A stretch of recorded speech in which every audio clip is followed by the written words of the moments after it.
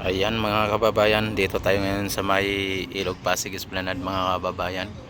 At alamin natin dito ang kaganapan.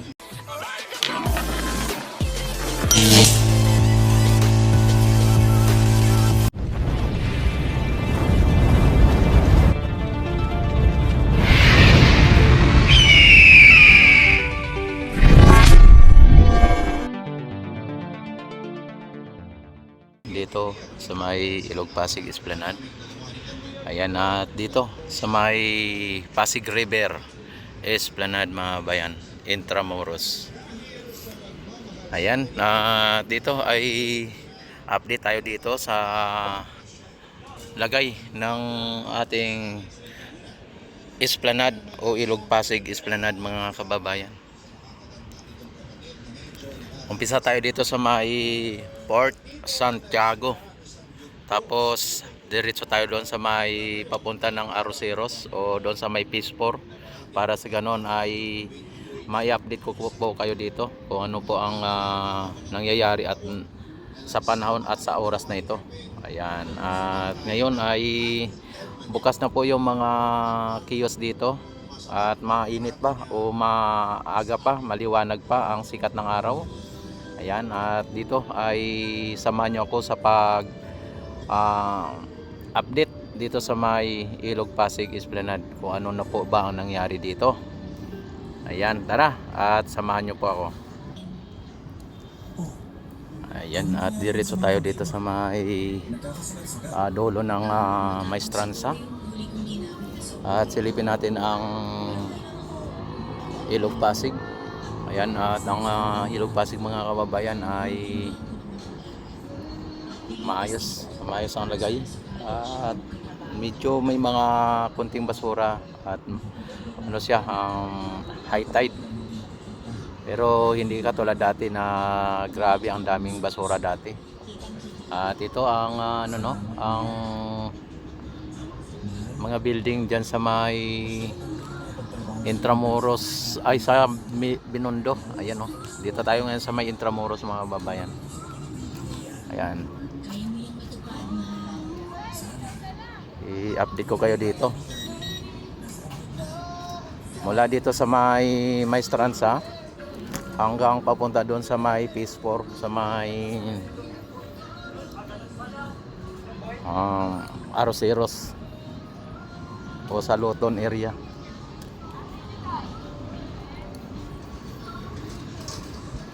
Yan, don't forget to like and subscribe my YouTube channel at i-click na rin po ang notification bell. I-select na rin po ninyo ang all para ma-notify agad kayo tuwing ako'y mag-live, mag-upload ng mga videos at ma-update po kayo tuwing ako'y mag-update dito, no?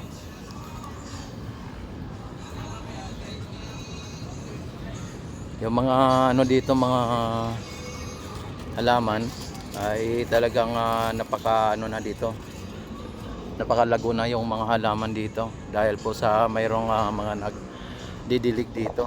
Ayan kitang-kita naman ng ganda ng mga ng halaman, tubo ng halaman. Ayan.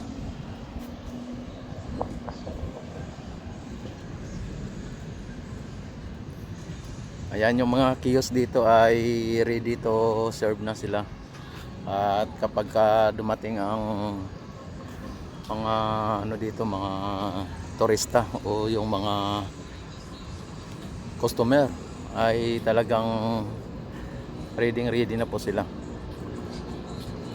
Yan, napakainit ng sikat ng araw, napakainit ngayon. Kahit na nagumpisa na po yung ating summer, yun yung ating rainy season at na po, nagtapos na po ang ating summer season, kapalit ay rainy season. Subalit ito ay napakainit pa rin.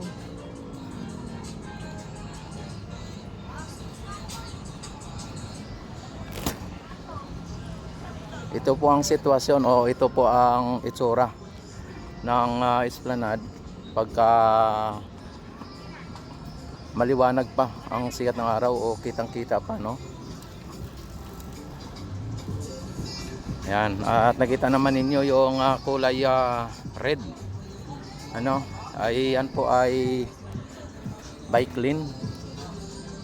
Ganitong oras, pwede po kayong mag-bisikleta dito pagka yung wala pang ano, mula umaga hanggang tanghali at hanggang alas 3 o yung wala pang tao. At wala pa pong mga namamasyal katulad nito, ay pwede nyo pong sakyan ang bisikleta ninyo, no? Dahil itong Esplanade talaga mga kababayan ay dinisign po ito para po sa mga siklista. Dito mga pulis natin, no? Sa ngayon ay wala pa masyadong namamasyal dahil po sa mainit pa. At mayroong nakasilong na rin dito sa ilalim. Kaya medyo maaga po tayo dito para sa ganun ay ipakita ko sa inyo yung wala pang mga tao o konti pa lang ang tao para kitang kita po yung kagandahan ng ating Esplanade, ating pasyalan.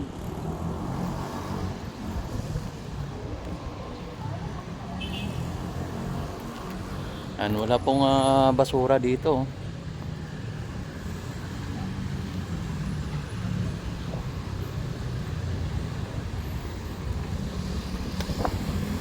Ayan, no? Talagang malinis po yung tubig o malinaw ang tubig.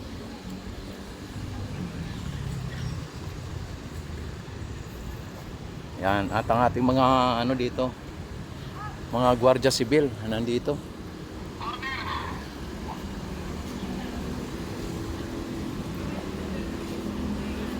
Yan, at alamin din natin kung dito ay hello sir, good afternoon.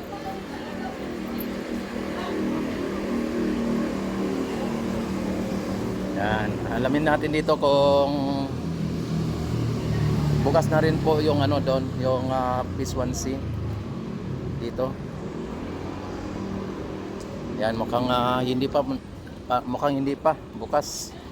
Kaya ang gagawin natin ay dito tayo dadaan tapos aakyat tayo doon sa kabila. Yan, wala pa pong ano doon, no? Sarado pa. Yan. Dito may mga kunting basura tayo nakikita dito.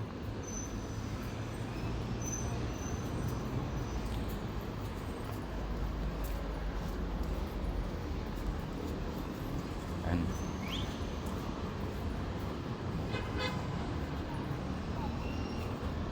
Nandito tayo aakyat.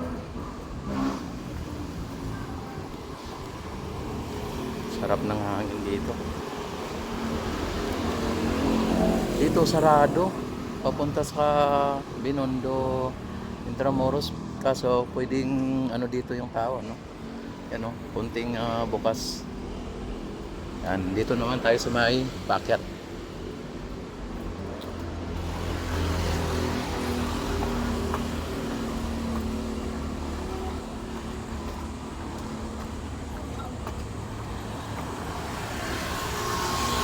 Dito malinis na mga kabayan, dito malinis dito. At ang mga tao dito dumadaan kasi doon sa ilalim. Pagdating doon sa dulo, sarado. Kaya kailangan mo pang mag-ikot.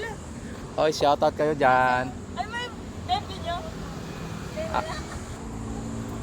Ayan.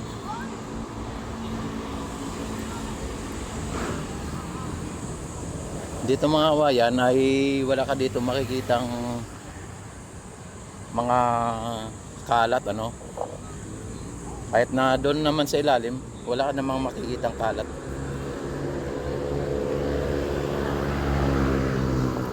Ayan, oh.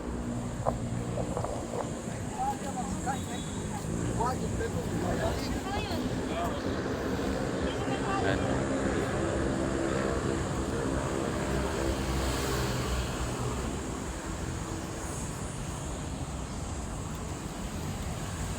Napakaganda po ng ating pasyalan mga kababayan. Lalo na kapag ito ay hindi balarain ng ating mga namamasyal, ano.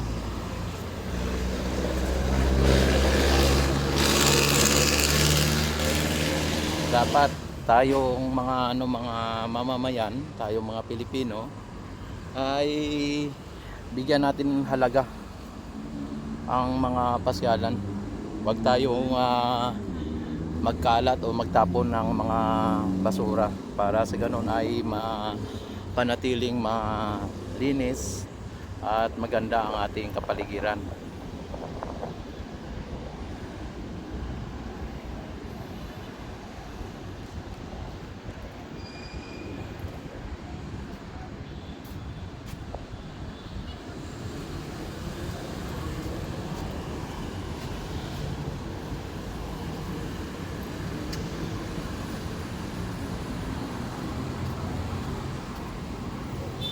Yan, nakasarado po dyan, no? Kaya hindi po tayo makadiretso kung dyan tayo dumaan. At kailangan nating lumabas. At dito tayo makakalabas kung sakali na pupunta tayo dyan.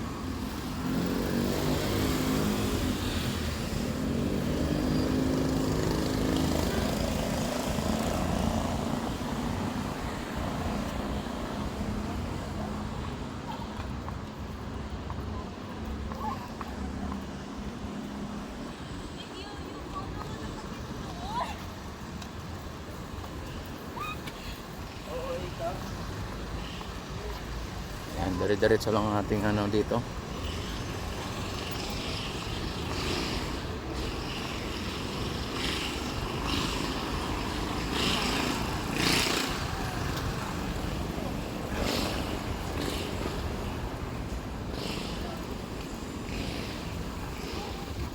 Yan, ito po ang Jones Bridge mga kababayan, ano.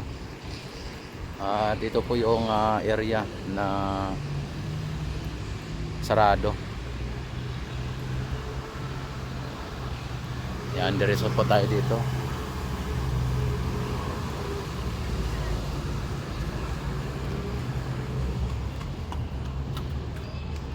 And walang gaanong mga basura diyan nakaano dito, nakaimbak, oh. Kung mayroon man ay kokonti lang.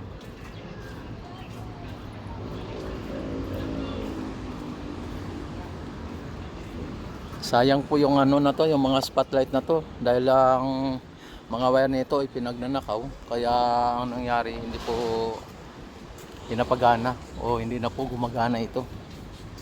Dahil po sa walang kuryente o supply, ano.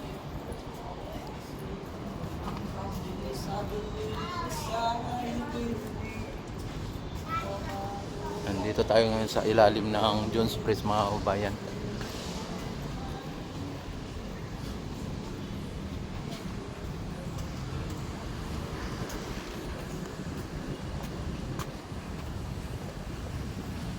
Ayan, yung tubig mga kabayan, kung inyo nakikita, may mga konting mga basura at hindi naman gaano kalinaw at hindi naman gaano kalabo. Kung iano natin yung kondisyon ng Ilog Pasig mga kababayan, nasa 70% na malinis, ano, kung ikumpara noon kaysa ngayon. Ayan, dito tayo.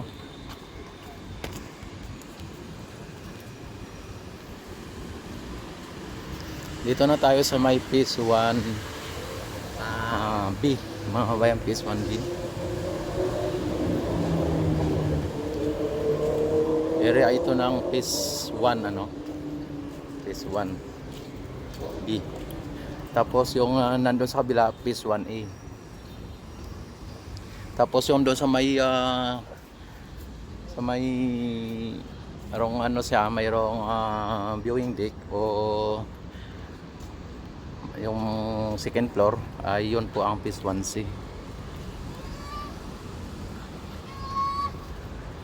Ang ano dito, ang dumi, hindi nila inayos, Grabe yung ano, yung lumot oh. Grabe ang lumot mga bayan. Dapat ayusin po to ng ano ng ano dito ng lokal na pamahalaan kasi tinurn over na po ito sa lokal na pamahalaan itong esplanade na ito. Sana mapansin po ito ni Yorme Isko, no, sa ating lokal na pamahalaan para sa ganun ay malinis, papalitan ng tubig, tapos tanggalin yung mga lumot. Grabe, ang dami. Kaya hindi po siya na ano na yung magandang kanyang pagbukas, no, yung barado po siya. Ito po ang ano Phase 1A mga kababayan. Dati ay may ano po ito, may viewing deck. Hindi po ito ganito ang itsura. Tapos yung ano dito railings lang, hindi yung baluster. At wala siyang ganito, wala siyang fountain. Dito malinaw dito o malinis dito ang fountain mga bayan, no. Doon lang ang hindi, no. Tapos ang fountain dito ay talagang mahaba.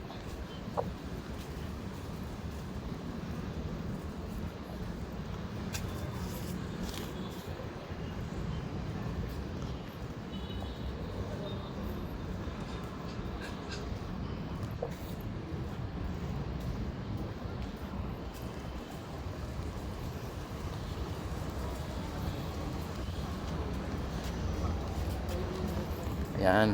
At ito na po ang Phase 4 mga kababayan. Ang area ng Phase 4 mula dito hanggang papunta doon sa may Arroceros. Tapos ang mga ano naman dito, mga kiosk mga kababayan, ay mayroon na rin umukupa dito. At sa mga gustong simula ng negosyo, ay makipag-ugnayan po kayo sa may Intramuros admin para sa ganun makaano kayo dito, makaabil kayo dito ng pwesto tulad nito.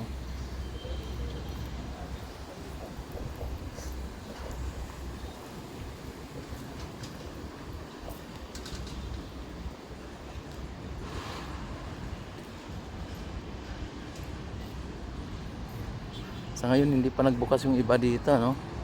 Nakita natin yung nag-iisa pa lang ang nakabukas dito.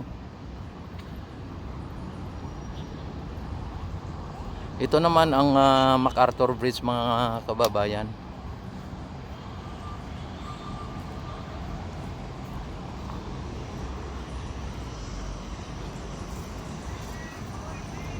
Malapit na matapos yung building, oh.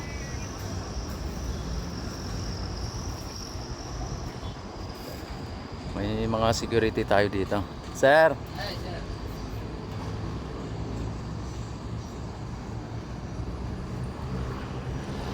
Ayan. At ito naman ang MacArthur Bridge na kung saan ay linagyan ng LED lights para sa ganun sa mga advertising sana. Kaso ilang linggo lang ay talagang pinagnanakaw po yung mga wire dito. Tulad yan, oh, putol-putol na, oh. Yan. Tapos ang kanyang main switch dito, ayan, wala na. Tapos dito sa kabila ganun din. At sayang na sayang po ito. Dahil po sa malaki ang nagastos dito ng gobyerno. Tapos basta-basta lang ninakaw yung mga wire dito. Ayan, oh.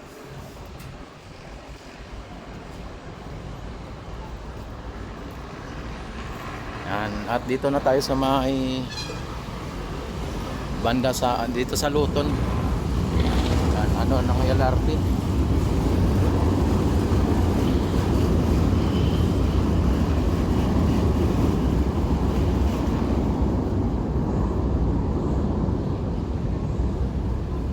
Dito mga kababayan ay talagang hindi po masyadong mainit dito.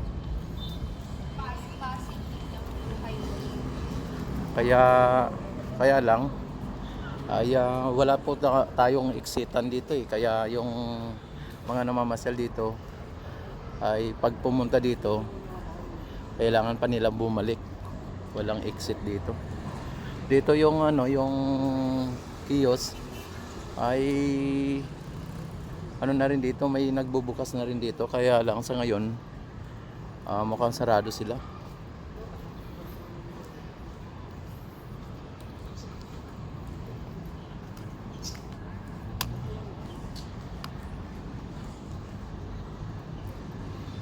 Yan.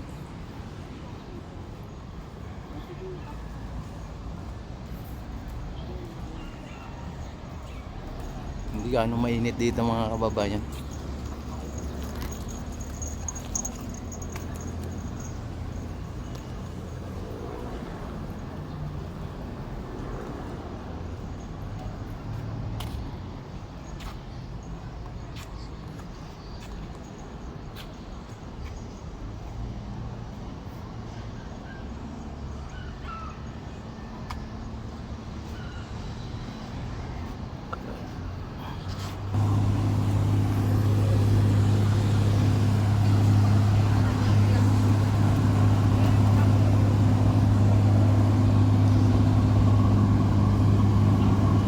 Yan yung ferry boat mga kababayan.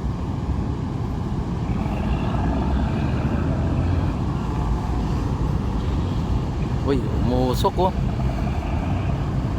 Grabe usok ayun. Ala, ano nangyari dito? Mukha tang hindi na siya ano.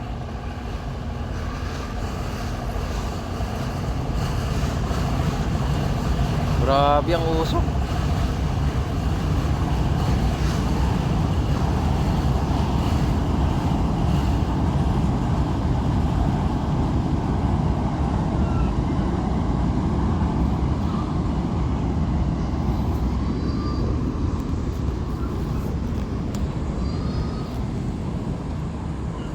Ayan, dito tayo sa may Arroceros mga bayan. At ang Arroceros Forest Park, dito po ang dulo ng Esplanade. Hanggang dito pa lang na gano no. Uy, grabe oh, ang daming basura mga bayan. Wala, grabe ang basura dito.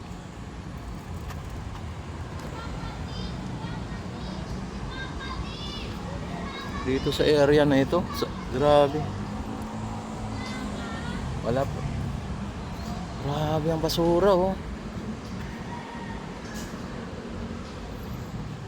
Grabe. Dito sa may Luton area, grabe ang basura dito mga bayan. Talagang parang sinasadya oh. Tapos ang itim ng ano, ang itim ng tubig. Grabe oh. Talagang binalahura po, talagang tinatapon yung mga basura. Tapos yung mga ano dito, mga transport ay walang pakinabang. Grabe ang dami mo. Ay grabe.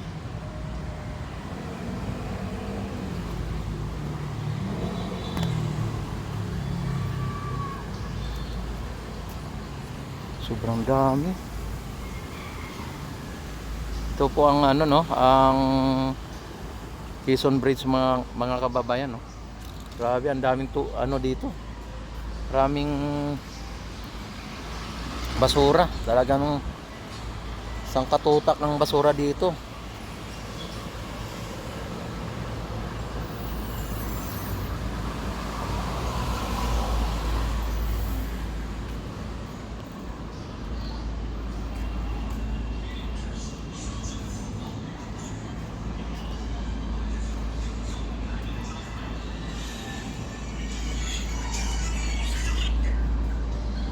Ito naman ang Arroceros mga kababayan, no? Arroceros Forest Park.